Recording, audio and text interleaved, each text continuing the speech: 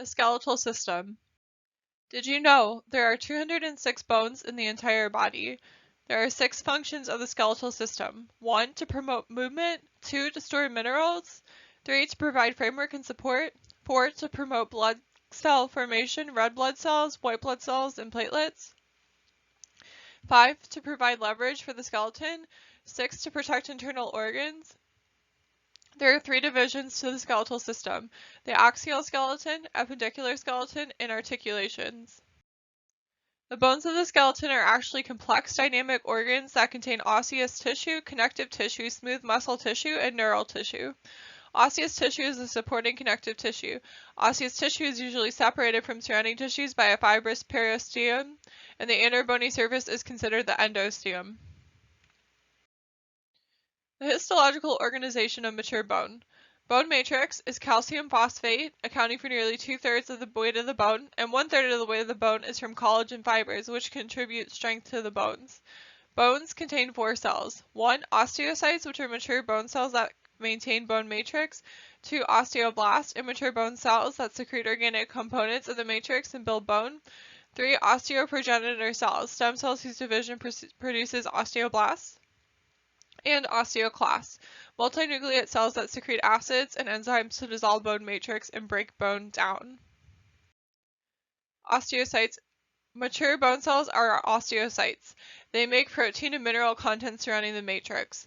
Osteocytes occupy small chambers called lacunae that are sandwiched between layers of calcified matrix. These matrix layers are known as lamella canicula, which radiate through the matrix from lacuna to lacuna and towards free surfaces and adjacent blood vessels.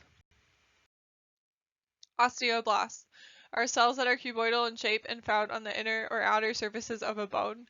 These cells secrete the organic components of the bone matrix called osteoid, which later becomes mineralized through an unknown mechanism. Osteogenesis is the production of new bone. Bone tissue also contains small numbers of osteoprogenitor cells, which differentiate from mesenchyme and are found on the innermost layer of the periosteum and endosteum, lining the medullary cavities. Osteoclasts are large multinucleate cells derived from the same stem cells that produce monocytes and neutrophils. The osteoclasts produce acids that dissolve the bony matrix and release amino acids and stored calcium. This process is known as osteolysis. Compact bone is relatively dense and solid, whereas spongy bone forms an open network of plates. Compact bone versus spongy bone, medullary cavity to bone marrow, and yellow and red. Compact bone. The basic functional unit of mature compact bone is the cylindrical osteon or Harvesian system. Within an osteon, the osteoclasts are arranged in concentric layers around a central canal or a Harvesian canal, which contains the blood vessels that supply the osteon. Central canals usually run parallel to the surface of the bone. Other passageways known as perforating canals or Volkmann canals extend roughly perpendicular to the surface. Interstitial lamellae fill in the spaces between the osteons and compact bone.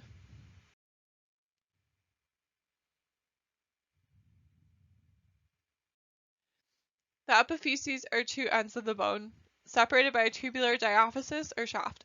The diaphysis is connected to the epiphysis at a narrow zone known as the metaphysis. The outer surface of the bone is usually covered by a periosteum. Isolate and protect the bone from surrounding tissue, provide a route and a place of attachment for circulatory and nervous supply, actively participate in bone growth and repair, and attach the bone the connective tissue network of deep fascia. Inside the bone, a cellular endosteum lines the medullary cavity. This layer contains osteoprogenitor cells, covering the trabeculae of spongy bone and lining the inner surfaces of the central canals and perforating canals. Bone development and growth. Bone growth occurs until age 25. The process of replacing other tissues with bone is called ossification. The process of calcification refers to the deposition of calcium salts within a tissue. Any tissue can be calcified, but only ossification results in the formation of bones. There are 2 types of ossification: intramembranous and endochondral. Dermal ossification begins when mesenchymal cells differentiate into osteoblasts within membranic or fibrous connective tissue. This type of ossification normally occurs in the deeper layers of the dermis, and the bones that result are often called dermal bones or membrane bones, frontal and parietal bones, mandible, clavicle, patella, and sesamoid. Intramembranous ossification starts approximately during the 8th week of embryonic development. 3 steps of intramembranous ossification. Mesenchymal cells aggregate, differentiate into osteoblasts, and begin the ossification process. The bone expands as a series of spicules that spread into surrounding tissues. As the spicules interconnect, they trap blood vessels within the bone. Over time, the bone assumes the structure of spongy bone. Areas of spongy bone may later be removed, creating medullary cavities. Through remodeling, spongy bone formed in this way can be converted to a compact bone.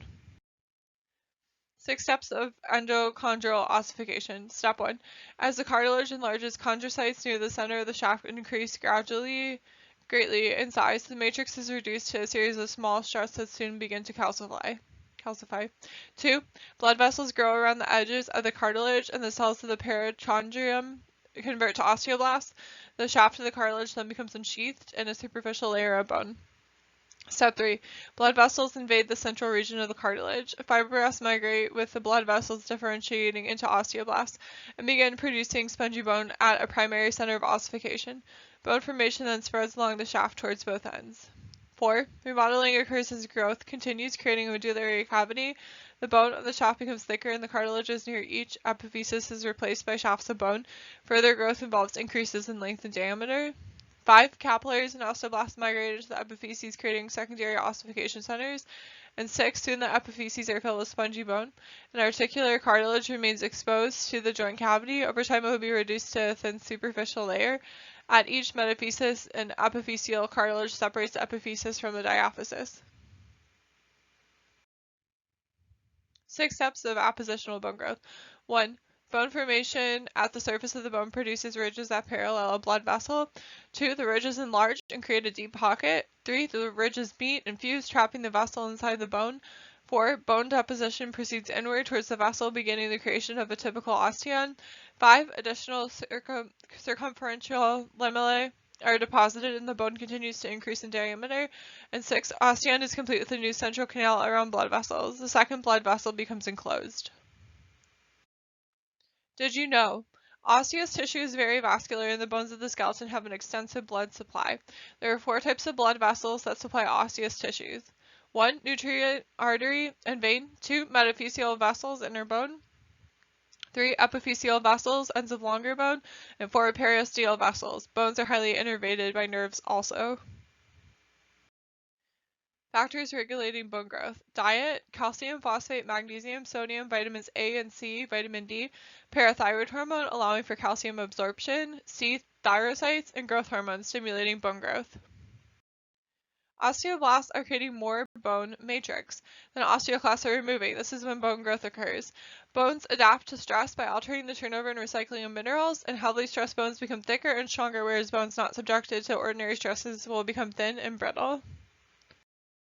Fractures. Despite mineral strength, bones may crack. This damage produced is a fracture. Weakening of bone in which bone mass and microstructural changes compromise normal function and there is an increased susceptibility to fractures is osteoporosis. Classification of bones. There are 6 types of bones: long bones, flat bones, pneumatized bones, hollow or contain air pockets, irregular bones, short bones, and sesamoid bones, like the kneecap. In the skull, there are 22 bones. Bones associated with the skull: 6 auditory ossicles and 1 hyoid bone. The vertebral column has 24 vertebrae, 1 sacrum and 1 coccyx, and the thoracic cage has 24 ribs and 1 sternum. The axial skeleton supports and protects organs in the ventral body cavities.